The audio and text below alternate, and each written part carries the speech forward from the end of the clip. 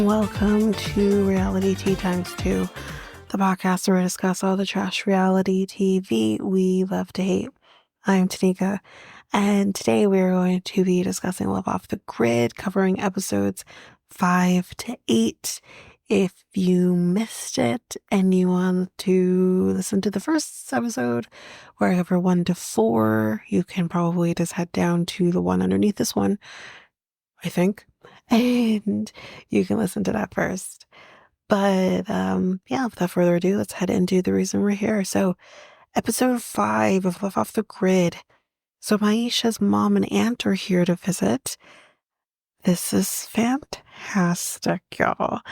Mom is gonna go and try to feed the pig. The pig's name is Addie. She's adorable. But Addie gets aggressive. She's like, I'm like, shit. Oh, her mom is fantastic. But yeah, I think we feed Addie and everything's fine. We go to the next scene and we're going to be talking about the polyamory lifestyle for which her mom, I think her family is not fully on board with. Totally get it. And she kind of explains, so it's just going to be you, or the mom asks, it's going to be you and one other person. And she's like, no, we want to have like 3 other women and maybe 1 other man. And her mom is like, listen, Myesha loves the attention. And I said, no shit. That was no surprise. But her mom is like, what about Judgment Day? And I'm like, yep, of course, here we are. We're going to talk about religion. We're going to talk about death. We're going to talk about when you go to pearly gates, is God going to still love you after all of this?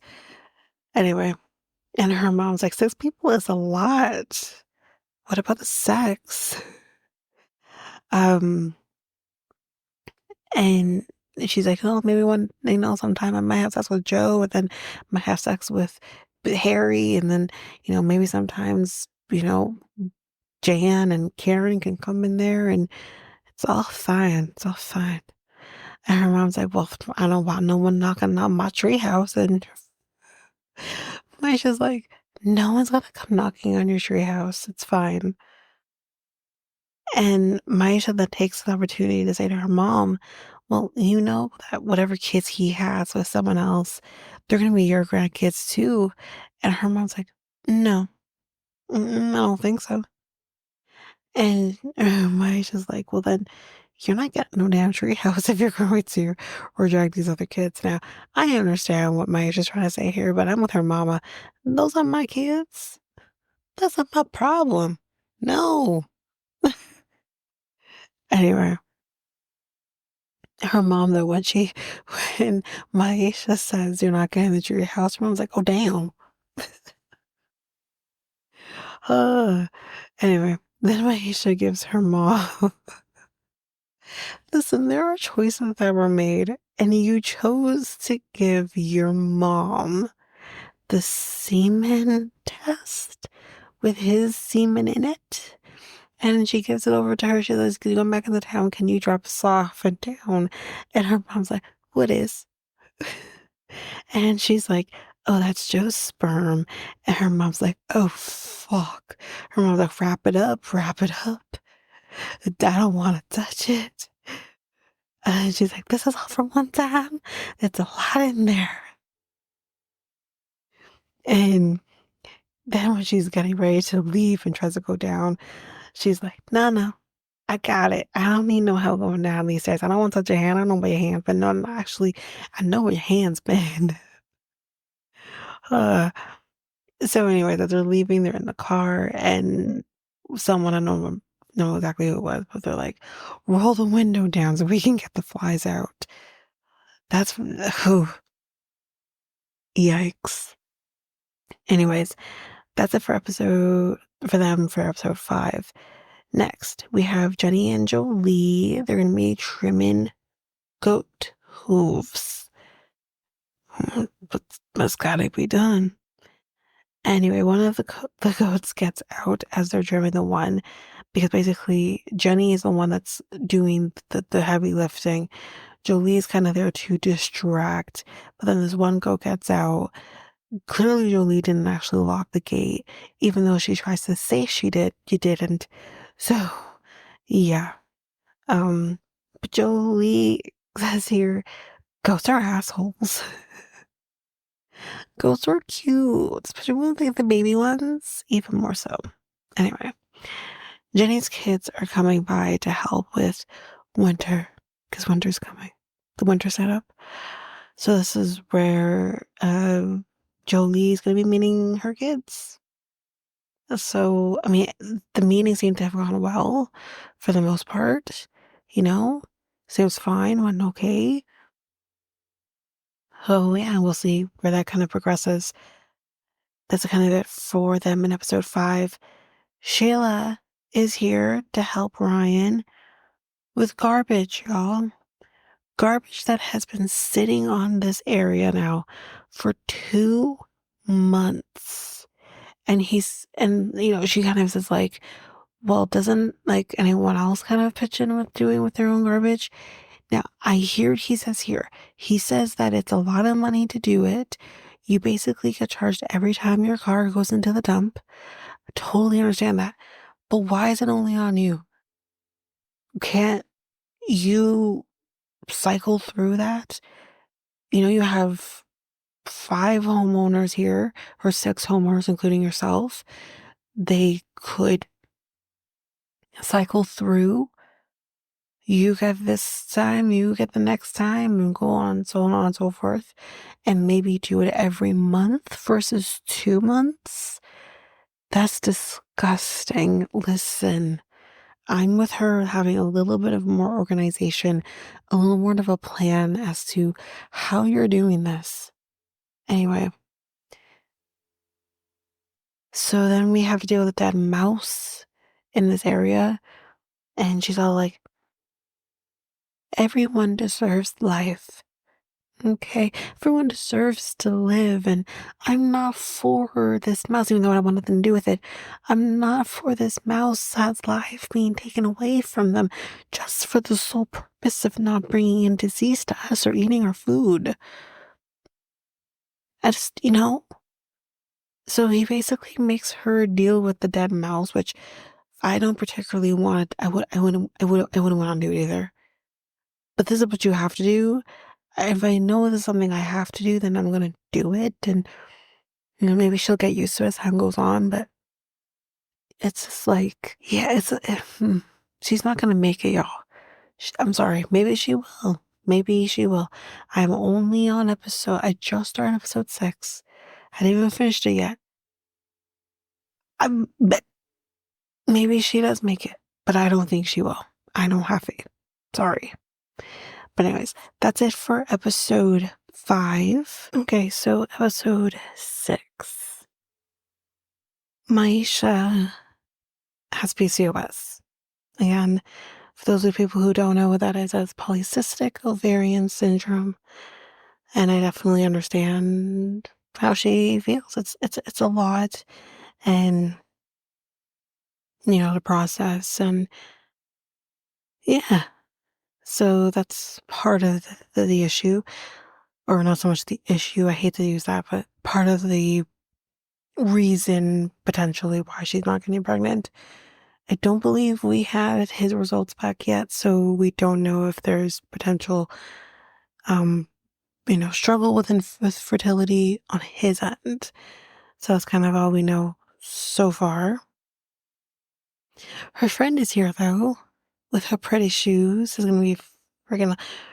Her people are funny, man. So Myesha basically says, like, with her pretty shoes, there's duck shit on the property, so you may not want to have your feet exposed and all that. And she's like, oh no. So she has to wear boots instead. The boots don't match her clothing. So she cleans pigs in her very blue dress that matches to her really pretty sandals. She's like, where's city folk? Like, what? You're like, you got a fever, girl? Like, what's going on here? It's just something that clearly, I mean, I get it. It's not me. It's not for me, not I. But, yeah. But she says, to her friend here that if his sperm doesn't work, we could just use his brothers because they look alike. Same blood, it's fine. It's not weird. Anyway, Lauren's come for the weekend to spend time with them. There's not really much else to really say about it. But that's it for them for episode 6. So we're with Samuel and Runia, and we're slaughtering chickens. And here's the thing. Runia is kind of like, this kind of shows like he's the manly man that he can take care of me and the family and whatever. My guy's vegan. Now, I don't know every vegan's journey to becoming vegan, but I had a coworker who was vegan, and I think kind of his journey along with his wife and son's journey to being vegan was for reasons like what we're about to experience here. Now, obviously, yes, we know this is done, but he doesn't eat meat or animal products. So, yeah. And now I understand that maybe you don't understand nor get it, nor even just with your lifestyle, just you can't comprehend. But she says to him, well, you can't survive on tofu, whatever else that he said. And clearly you can because they have almost meat or plant-based this, and clearly it's possible. So it was kind of just the underhandedness of what she said. It's like you're claiming this as your person, but you don't even just respect the things that he does in his life. Like I don't know. She's not my favorite person. But anyways, for obvious reasons with him being vegan, he is squeamish about watching this process of the chicken being slaughtered, but he does do it. She kind of says to him, like, this is something that you need to know how to do. And I said to myself, I'm like, this is probably part of the reason, or at least if not the main reason, that he is vegan, is watching an animal be slaughtered and the insides taken out, and you know. Anyway, they ask him or tell him to pull like the innards out of the chicken, and the thing starts clucking, which, duh, yes, the voice box is still in there, but the thing is just clucking, even though it's dead. It's just a clucking. I don't know, man. Mm-mm. Again, I know this is how things are done. It's the clucking for me at the end. Anyway, they then talk about how she wants to get married, have babies, but he says, like, I want to be wanted. Like, I feel like she's with me for what she can get from me, not because she wants to be with me. I think she just wants my sperm. And he does ask her, like, kind of, what's the rush? He just got here. Like, what's the rush? And she says, well, we got pregnant 2 years ago. Like, no, you had an oops. You were having sex unprotected and you accidentally got pregnant.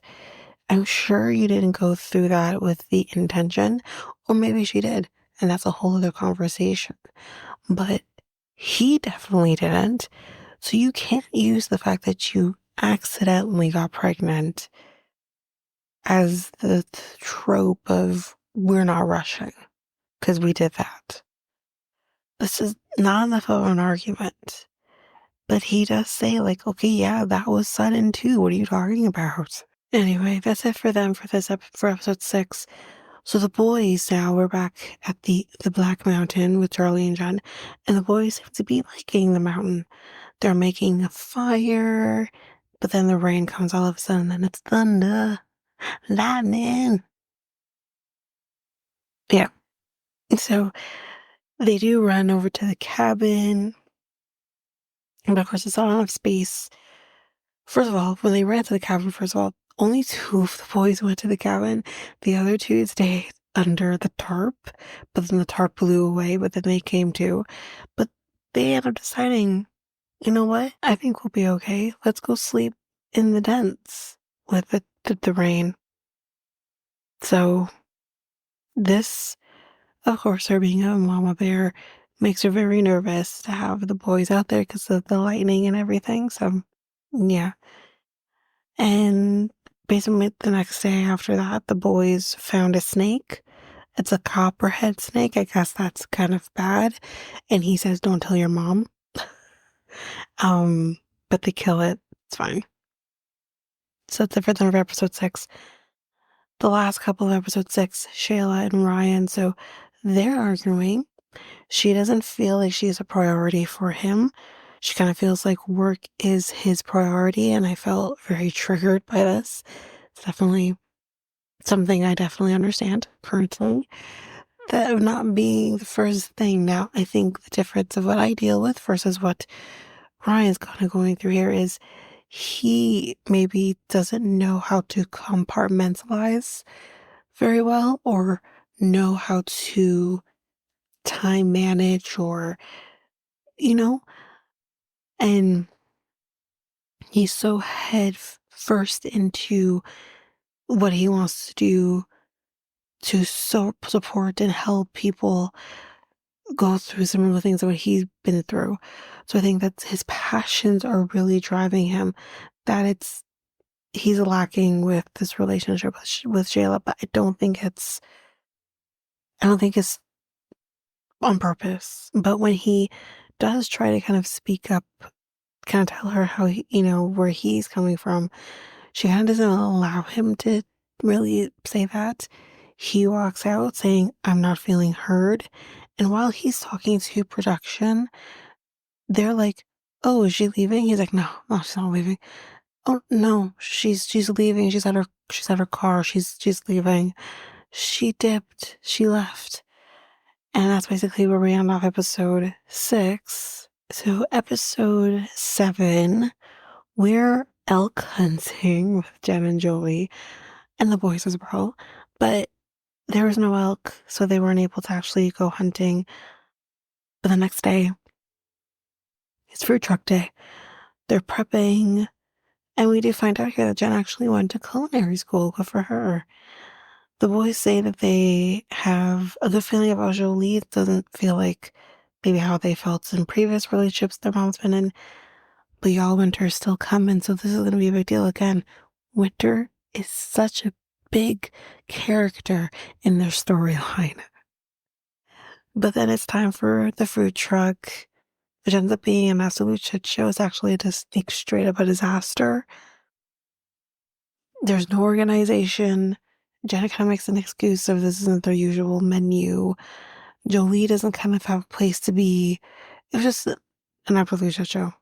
But Jolie decides to take a step back from everything because, like, again, she doesn't have a place to be. She feels like she's getting in the way. But Jen does kind of apologize to her for not including her. But, like, there wasn't room. Okay, this drives me nuts. You say, like, let me apologize. I understand that maybe I wasn't including you, but this just wasn't space for you.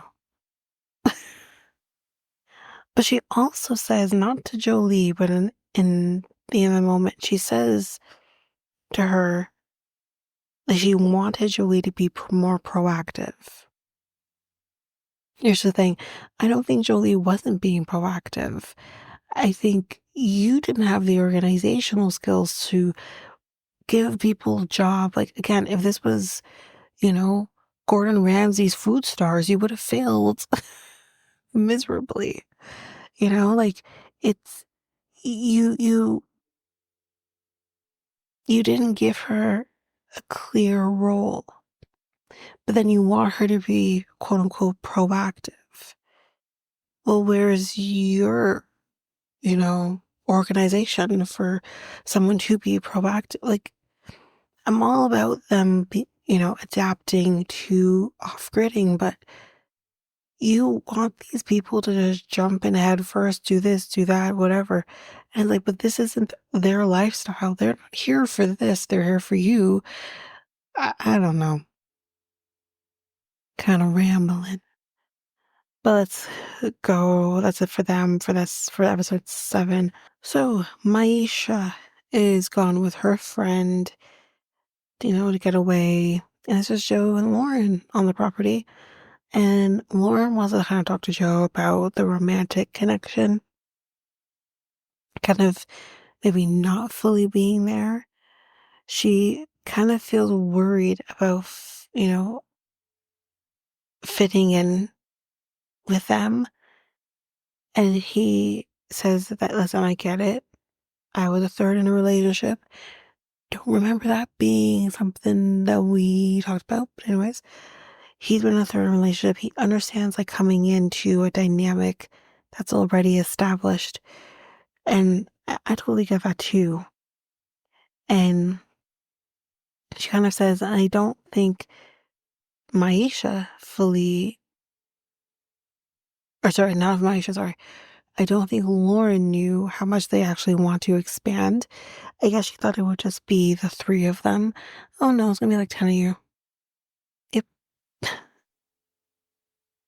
But the next thing, Joe told Myesha, so I kind of may miss this part. So with this conversation, Laura kind of says to him that she doesn't feel, I guess, comfortable with Myesha, that Myesha kind of has this I'm the queen bitch mentality, and that makes her kind of uncomfortable. But he does tell Myesha this, which made Myesha pissed.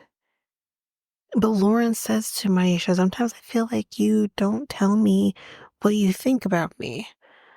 And she's like, well, why not just ask me instead of going to him and saying all this other bullshit, which I do agree with. And she says, well, I feel like you don't want to communicate. Well, you can't say that. You don't know what someone wants to do. You're just assuming that. Have a conversation with her about how you're actually feeling. Don't hide behind Joe. And she says, but you could ask, like she says, like you could ask. Again, very true. And then this becomes a thing where Lauren's like, well, you don't even ask me anything about myself. You don't know anything about me. And I just like, well, same to you, girlfriend. You don't say, ask anything. She's like, this is why we're here. We're here to get to know each other. Right.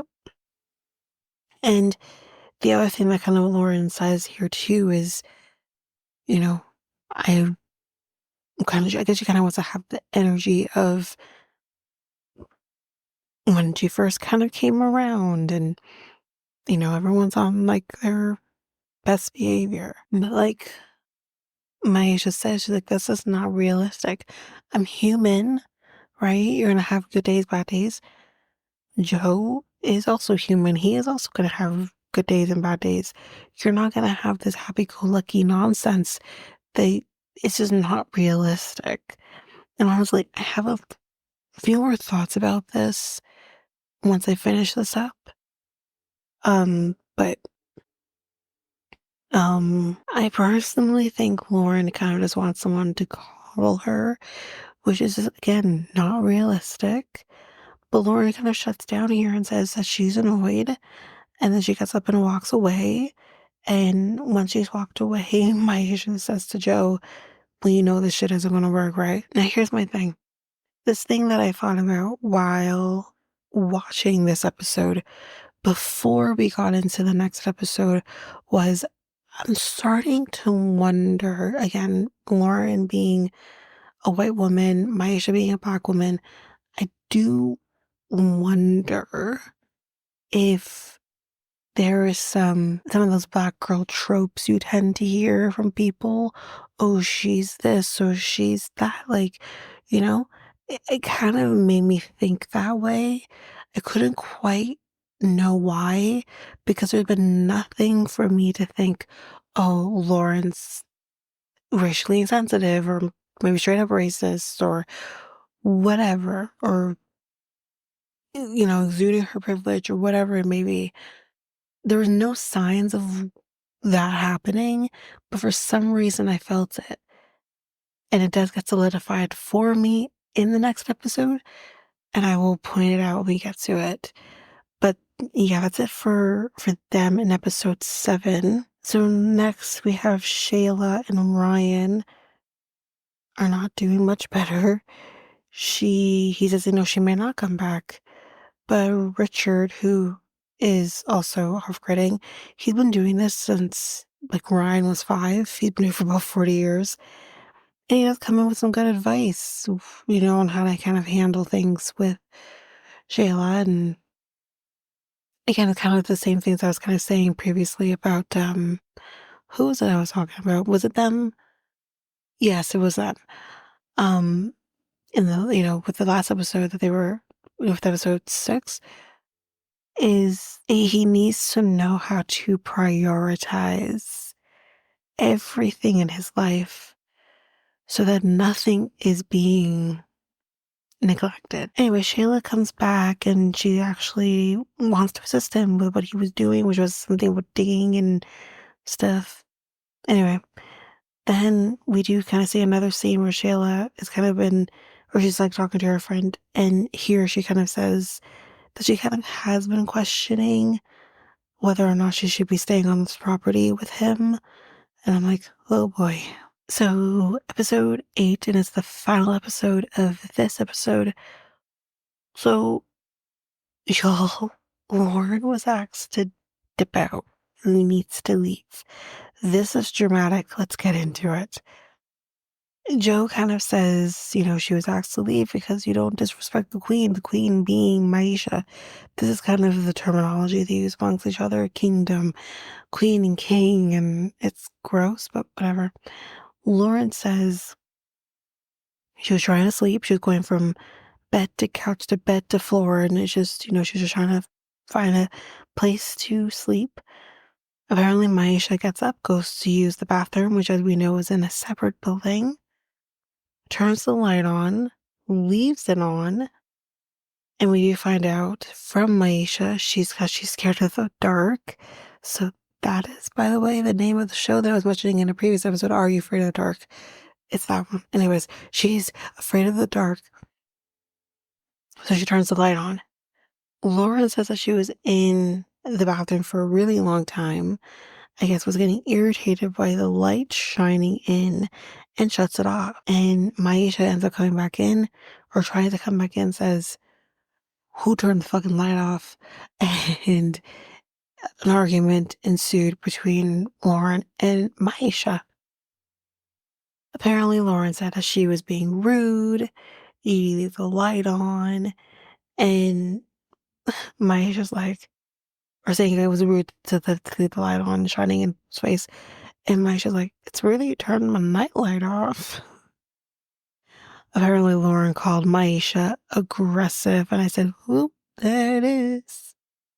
So that's what I'm trying to say. Again, we've talked about this before even with Ava in the past, and we've talked about separately from that too. When you're using terminology like aggressive to describe a Black woman just speaking her mind, that's a problem. Because are you aggressive for speaking your mind? No, you're not, because you're white. So you know what I mean? Like, it's just that terminology of using words like that to describe a Black woman, just simply expressing how she's feeling. I'm not saying my issue is correct. Absolutely not. I'm not saying Lauren's correct. Absolutely not. I think they're both stupid. But in this moment, to use terminology like aggressive to, first of all, describe any woman, but especially a Black woman, is just, it's incorrect. You don't do that. Myesha called her apparently a high maintenance, spoiled ass bitch. And I said, you know what? I think if the shoe fits. Anyway, Lauren potentially could have called her a mean cunt. I'm not sure if that is the term that was used, but if it if she actually did say that, yikes. Joe was disappointed though that this didn't work out because obviously this isn't gonna happen. So he's a little disappointed, but tis what it is. So we do learn here that Joe, in the next scene, I think I heard this correctly, that he was talking to Lauren not long after he'd met Myesha, which is interesting. Her friend is back though in the next scene, and she tells her about Lauren wanting too much, tells her the story of the nightlight situation, and her friend's like, wait a minute, you scared of the dark? And Myesha's like, don't judge my life. So she kind of does, like her friend does kind of say that she's not really respecting the boundaries, and her friend thinks that they are both being petty, which I do agree with that. I think they both are. I think Lauren is high maintenance. I do think that.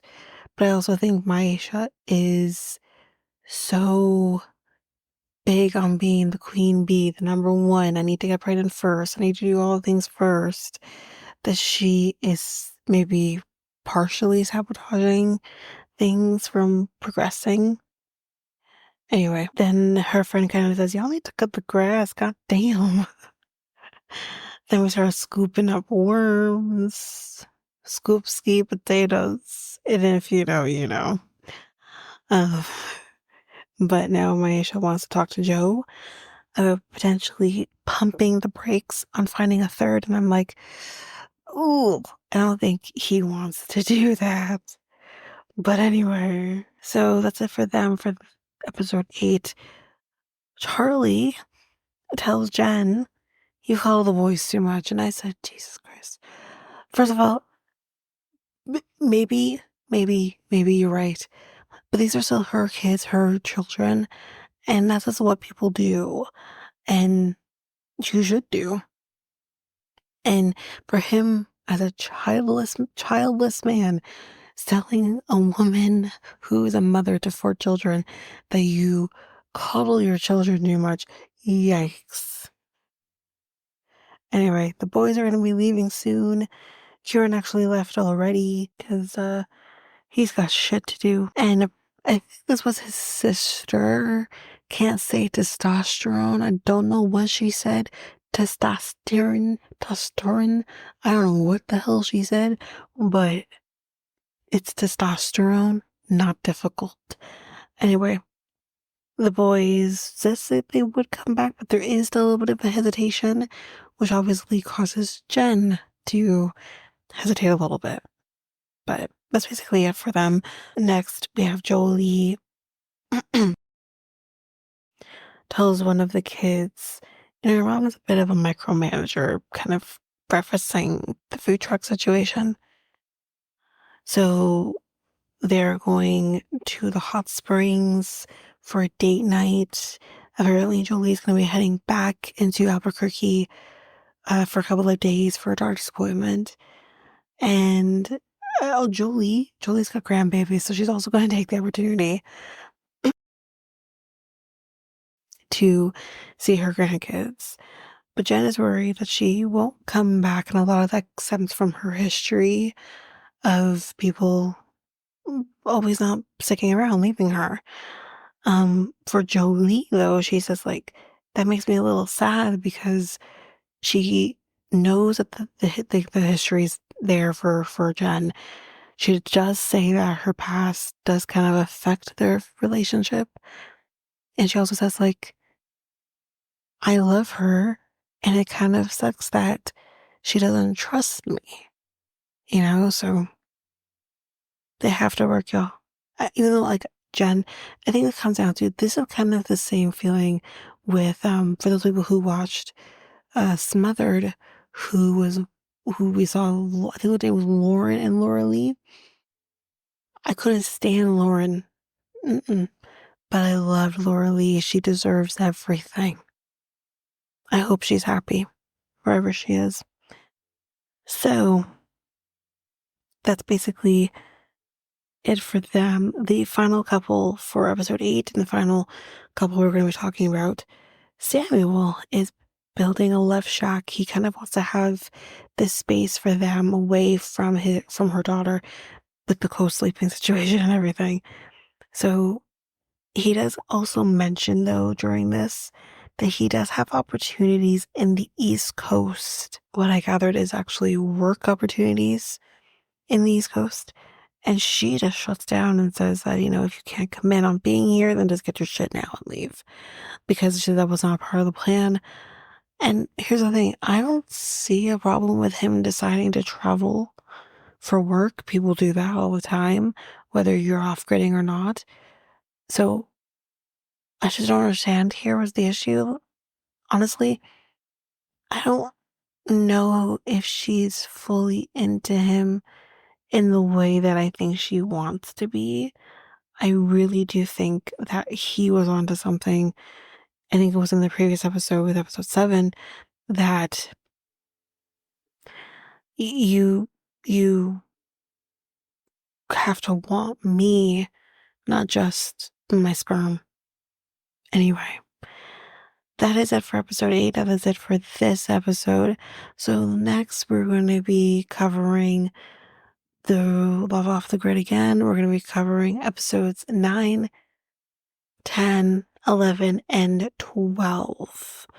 Those are the episodes that we'll be covering in the next one. Yeah, that's basically it. Don't think we have anything else to talk about, but that is it for this episode. So if you like what you heard, please rate, review the podcast on either Apple Podcasts or Spotify. Also, don't forget that you can also share us with everyone in your life if you really love this. And I do want to read those reviews. I'm definitely getting 5-star ratings, but I want to read those reviews. So send me those reviews and I will read those 4 and 5-star reviews on the podcast. Also, we're on every one of your favorite podcast apps. Every one of them, including you can find us on YouTube at Reality Tea Times 2. If you want to connect with us, you can do so by going to either Facebook or Instagram at Reality Tea Times 2. You can also find us on Twitter, TikTok, Reddit at Reality Tea Times 2 pod. We also have our email, which is at realityteatimes2 at hotmail.com. Definitely want to hear from you guys. And we also have our new website where you can listen to all of these episodes. You can review the podcast on there as well. You can connect with me in any way, all the stuff. It's all there, and you can find me there at www.realityteatimes2, all spelled out, .podpage.io. It's there. And don't forget, I also have my other podcast with my friend Mikkel, Next Take Podcast, where we talk about all kinds of different topics. But you can find us on any of your favorite podcast apps over there as well. Or you can also go to YouTube and you go to Next Take Podcast, as well as our website, which is solo.to/Next Take Podcast. So yeah, there's that, and that's basically that. And again, don't forget, if all of this information is overwhelming, we do have all of the links, everything in our show notes. But that is it for now, guys. Thanks. Bye.